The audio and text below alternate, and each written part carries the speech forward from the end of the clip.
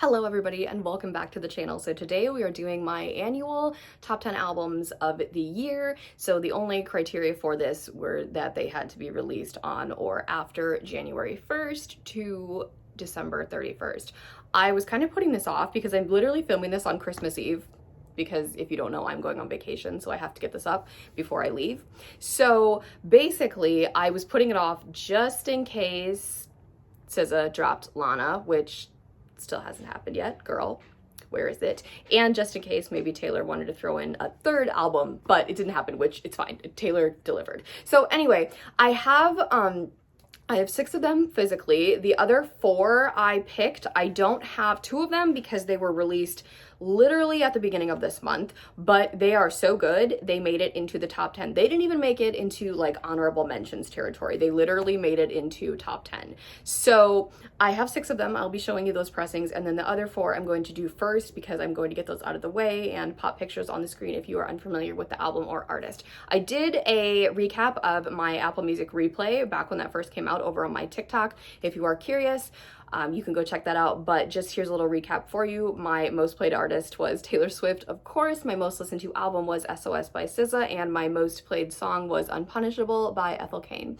So with that being said, I need to make this a disclaimer. A couple things. First of all, I don't only listen to female artists. They're just predominantly my, that's literally most of my music library. I do have I prefer male country singers, so but none of my boys made it into my top 10 albums, but it's okay, because you know what, we have some queens this year, and this year really did deliver for pretty much almost so many of my favorite artists released albums this year, and I just could not be more ecstatic about this.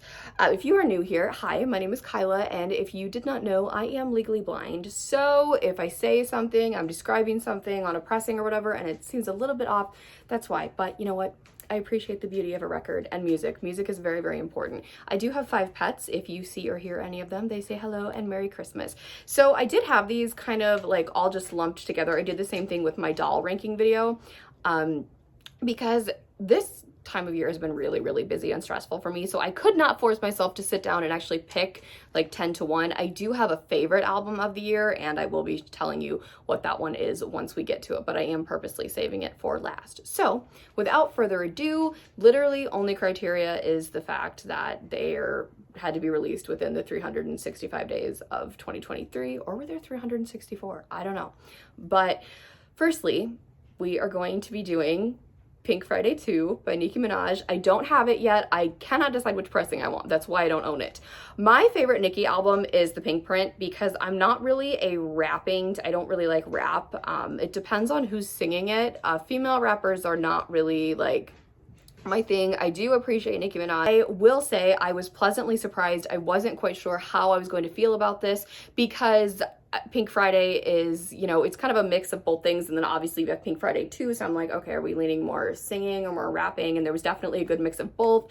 I absolutely love it. Again, this is one of the 2 albums that was released in the beginning of December, and they were just so good. I needed them in my top 10. So this was a really good album. I've heard people like it, and I've heard people hate it. So I don't know if there's really an in-between. I love it. I really do. It's definitely been I have a playlist for each season. So it's definitely been on my winter 2023 playlist. It got added really, really quickly. Now, again, there are songs on it that I do skip. So the only criteria for these albums in the top 10 is the number 1 album is the no skips album for me. So that's really the only thing. The other 9 are very, very interchangeable. But Pink Friday 2, hopefully in the new year, I'll decide which pressing I want, because I really can't make up my mind. And I'm super particular about my pressings. I have a lot of pink ones, but I really want more pink ones. So I don't know. We'll see. And my favorite song from Pink Friday 2, as cliche as it sounds, right now it's Pink Friday Girls. Now moving on to the next one that I don't have, and I don't know why I don't have this because I've literally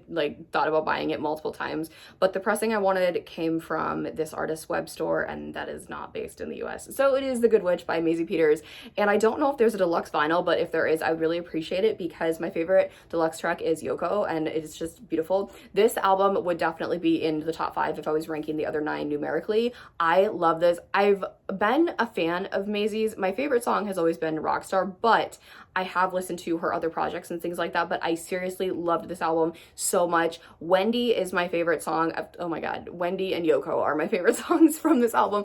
Apparently there's a theme going on here, but I love this album. It was really incredible. And again, I don't know why I don't have it on vinyl yet. If you don't know, I collect dolls, vinyls, and books. So, and I have a zoo of animals that live with me. So, you know, like we have to balance somewhere.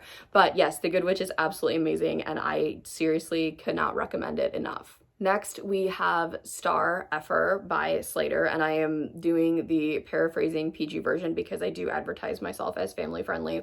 Now, this album is not family friendly, and I do sing all the words to it, but you know what? Just in case someone has a child watching, which you really shouldn't, but if you do. Anyway, Slater is an artist you might not expect me to like. I'm not really into hyper pop, but Slater is kind of in like a league all of her own. I love all three of her albums. I only own Troubled Paradise because I randomly found it at Walmart and I literally almost cried. I was like, oh my God. It is my least favorite of the three, but this particular album that was released this year, I think I'm going to get a web store pressing. I just haven't yet. I loved it from start to finish. It's just absolutely immaculate. Oh my God. Even, okay, songs like I Love Hollywood probably wouldn't be my thing, but I really love that song. And there's a couple that I don't really come back to and listen, but I love Miss Belladonna, Out of Time, you know, Girl Like Me. I really thought Girl Like Me was going to be one of those like songs that I relate to, and I didn't like it, but it was kind of like more of a little cutesy love song, and I love Slater. Slater is amazing, and I cannot wait to see what she does in 2024. And the final album that I have not purchased yet. Don't ask me why. Well, actually, because it came out at a bad time for me. Think Later, Tate McRae. Oh my God. When I first heard Greedy, I was like, okay, this girl is actually, like, she has something here, because her first album was super, like, slow, sad girl for me, and that's not really, okay, my dog is in here. Hi, honey. It's not really my thing. I don't like songs I relate to or super slow songs that make me emotional because I'm weird and don't actually like to, I'm kidding. I'm a really emotional person. But anyway, I listened to it, but it was not my favorite. Now, when I heard Greedy and then I heard Exes, I was like, okay, something is happening. And then when she gave everyone snippets on TikTok, I was like, Run for the Hills, Hurt My Feelings. Like, you guys, it was all just coming together. And I love this album. I seriously think this is probably my second favorite album of the year, but there is like, I don't know, there's like, I don't really like Plastic Palm Trees, but again, I will definitely be giving this album so many more listens. I seriously love it. It kind of reminded me of a Taylor release. And by that, I mean, when Taylor Swift releases an album, I am so hyped and so freaking excited for something. I cannot stop, like, looking up, like, you know, when it's going to be released, the aesthetic for the album, when is the track list coming out, you know, all of that stuff. And for Think Later by Tate McRae, that was really what I was feeling. I could not wait for this album to come out. Now, I just gave you this spiel on how I don't like songs that I relate to or that are like in your feelings and stuff. So my favorite song on the album is definitely Greedy, and I don't really care if you think that's basic or not, because it just is. It just makes me want to dance, and I feel really happy when I listen to it. On the complete opposite end, Calgary is a song that I relate to on a very personal level that makes me like extremely uncomfortable. But just in case you were wondering, yeah, that's kind of me coping with how I felt a couple years ago. But if that song would have come out in 2018, this girl would have really needed it and appreciated it. So it kind of like threw me back, and I really enjoyed the entire album immensely. Now we're getting into the albums that I actually have a physical copy of. Hopefully I'll get the rest in the next couple of months here, but this one I actually pre-ordered when it was available for pre-order, which I believe was in like December of 2022.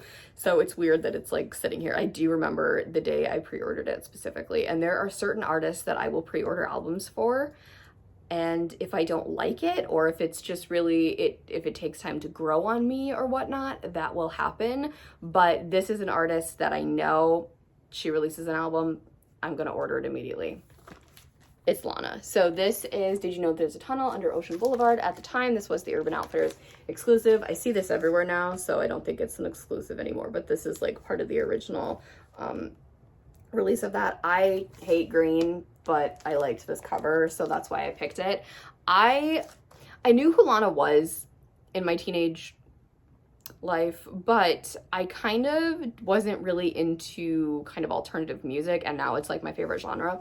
So with Lana, this was my first Lana Del Rey album like experience, being like a new Lana album and being a part of her fan base. I missed Blue Banisters. Like I think like I started getting into her after like the month Blue Banisters was released. So this was my first time like experiencing a new Lana album with everybody. And my favorites, okay, it's a tie between A&W, of course, and Fishtail, and I really like Let the Light In as well. It is an interesting album. I do listen to it kind of in like when it first came out, it was on repeat constantly, but obviously it was an earlier release because it was still in Q1. It was released in March. So I love this album. I love Lana. It really is in the middle of the road when it comes to Lana's albums for me right now. I mean, we can't all be Ultraviolence and NFR now, can we? But it's a good album. I do like it. Next, we have an album that is kind of near the, if these were in order, this would be kind of near the end of the top 10. But this is an artist that I absolutely enjoy, and it is an artist I am going to see next year, and it is Portals by Melanie Martinez. So I got this pressing. You can't even like tell, so I hate this pressing actually. My best friend has another one and I liked the other one better, so like here it is. You can't even like tell it's like, I'm so sorry you guys, I don't like this pressing at all, but this was from the web store. So Melanie Martinez is a very interesting artist. She has kind of like a way of describing, she talks about very serious adult-like situations, but like uses childlike objects and phrases and words and like metaphors for them. So, you know, that is what I was kind of hoping for with Portals. Now, I knew it was going to be different from Crybaby and K through 12, which I absolutely adore. Those are two of my favorite albums of all time. So I was kind of shocked when I went into this, but I don't know. It is definitely my least favorite Melanie album. Does that make it a bad album? Absolutely not. I think that my favorite track on here is definitely Void. I don't know. There's just really, really like something about it. Now songs like, oh God, I don't know. I really didn't think I was gonna like Death, but I actually kind of like it. It's an interesting album. It's definitely like, you've got like Fairy Soiree and Spiderweb, and I also like Evil, that's a good one too, and Battle of the Larynx, that's a good one too. So yes, really, really good songs. This is kind of different for me, especially The Mask, but I'm embracing it. She's a very creative artist and her concepts are immaculate. So kind of this is the final part in the Crybaby trilogy, which makes me sad because I'm like, what are you gonna do now? So I don't know. We're gonna have to see what happens, but I was finally glad to get a new body of work from her. Next, we have another album that released in March. All three of these released in March. And of course, this really shouldn't be any surprise to you if you were here like in the beginning of the year with me. It is Endless Summer Vacation by Miley. This is the white one from Target. I have been a Miley fan since the like literal beginning of Hannah Montana. I mean, I kind of veered away from her in that time, but I kind of came back to her. I would say the only Miley album I don't like is the Miley Cyrus and her title that I don't like to say because I don't like it and it makes me uncomfortable, but everything else I love. But I only have two Miley albums, but Can't Be Tamed is like, Can't Be Tamed and Plastic Hearts are my favorite Miley albums. This one is probably giving them a run for their money, but I was so happy. Like Flowers, obviously, okay, it was a smash, and I knew sometimes singles are hit or miss, but if we go back to what I said about Tate McRae with Greedy, like I heard that single and I knew this was going to be incredible. You have songs like, obviously Flowers, but River, Handstand, Violet Chemistry. Like it's an incredible album. And of course, even like 1,000 Miles, it's an emotional song that I kind of don't like to relate to, but I do really like it. There's some really, really good songs on here. I don't know. I was really proud of her, and I really, really love this album. I know I keep saying it, but you guys, they're in my top 10, okay? Of course I love them. If I didn't, like, this video wouldn't even be here. Okay, so we have another one. So this album, this is an artist that I kind of have a love-hate relationship with because they kind of appeared and were everywhere and then went away and then they were everywhere again, but now they disappeared again. So when you see who it is, you'll kind of understand why I am kind of on the fence without like talking about any type of general feud. Okay, it's it's guts. Okay, and this is the Target pressing. Olivia Rodrigo, like I said, I have a love-hate relationship with her. If you like really dig into all the behind the scenes stuff, like I do like her and another artist, actually like two other blonde girls that apparently people are like she has, you know, drama with and whatever. But this album was definitely a huge step up from her original album, which was the name blanking me, Sour. Oh my god, this is just not good. Okay, but anyway, Guts is a huge step up from Sour. I did prefer this cover because I thought it was fun. I actually really liked 11 out of these 12 tracks. I think Teenage Dream was just one I was like, nah, there's only one Teenage Dream song and there's Katy Perry's. But I do really like Ballad of a Homeschooled Girl is something that I relate to. Like, I was not homeschooled. I was forced to go to public school and interact with human beings. But that song literally talks about social anxiety and how awkward you feel all the time when you have to go out and everything you do is so awkward. Me, hello. I was listening to it for the first time and I was like, oh, this is me. I also do really like Bad Idea, Right? Vampire? No, I'm sorry. It's just, I don't vibe with that one. But there's a lot of other really good ones on there, like All American Bitch. It's a good album, okay? I will give it that.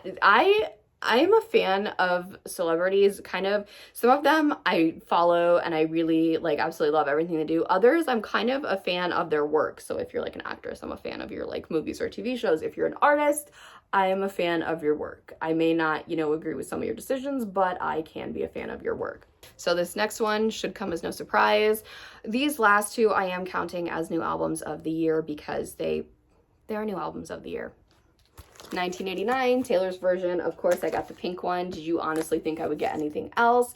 So this is the re-record of 1989. This is my senior year album. So this one came out when I was a senior in high school. It was also Taylor's big jump into the pop music genre. It basically ranks number 9 out of the 10 Taylor albums for me when we talk about ranking stuff. I know I get a lot of crap for that all the time, but you know, like, I think at this point my top 3 trio is pretty solidified and the other ones are kind of interchangeable, but this gave us one of the best vault tracks to ever exist. Is It Over Now should have been on the 1989 album over, there's a plethora of songs I could list to you, Welcome to New York being the very first. How did it even not make the deluxe? Like, what, dude? Taylor, why do you keep things from us? And we're going to talk about that in a minute because the other one is another Taylor album. But like, I'm very glad that Is It Over Now and Slut and like the other 4 vault tracks. Okay, Suburban Legends is not my favorite, but the other ones, like, I'm so glad they exist. And I'm so glad we have them now. And I think I really love what she did differently with these songs, especially Style. Style sounds so much different, and I know we already had This Love and Wildest Dreams, so like Wildest Dreams being my favorite song on this album up until now, I kind of already had that shock value of experiencing it, but this was amazing. And I love this cover. I like this cover much better than the actual like main one. So now my favorite album of 2023, No Skips album, has technically always been a No Skips album, but even with these vault tracks, it is Speak Now, Taylor's version, and I have the original. It looks black, but I promise you it's not. It's the like dark purple-ish looking, like it just looks weird in this light. But anyway, I love this cover so much. I love the photo shoot. I love absolutely everything about this. This is the web store one. This is the like original web store vinyl. I missed out on the Speak Now cardigan. I have the 1989 one and I have the Folklore one like from the original batch, but I want the Speak Now one so bad. But anyway, this album was released, the original one was released when I was 13. If you don't know, 13 is Taylor's favorite number. This album was released 13 years later when I was 26, the double of 13. This album is my second favorite Taylor Swift album of all time. This is a serious no skip album. This album, I actually had a listening party with 2 of my Swiftie cousins, and it was like so much fun. I've never actually listened to an album with other people before, like for the first time. It was super amazing. And these vault tracks, My reaction to I Can See You is like one of the most iconic things I've ever done. Like I literally, my mouth was open the entire time it was playing. I could not, I really thought it was going to be like some slow song, and whoa, it would have been my most played song of the year had Unpunishable by Ethel Cain not been discovered like 7 months before I Can See You was.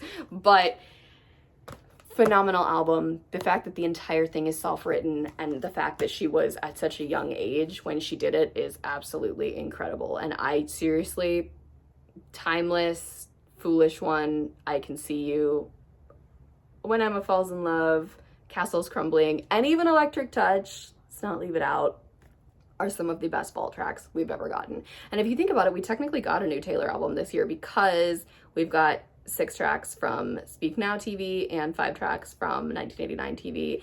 And we also got You're Losing Me, so that's like 12 tracks, okay? Isn't that... Oh, and if you really want to be technical, we got the Alicot. So we got 13 new Taylor songs this year, I think. I don't think I'm missing anything else. If I am, let me know in the comments. But anyway, those are my top 10 favorite albums of the year. No, they're not my most listened to, but I kind of like, I have my most listened to albums on Apple Music Replay, but then I kind of really go back and think like, how much did I connect with an album? Like, what was the hype leading up to it and everything like that? So again, these opinions are just my own. Please just take them very lightly. This is just kind of a fun little thing I do here on the channel.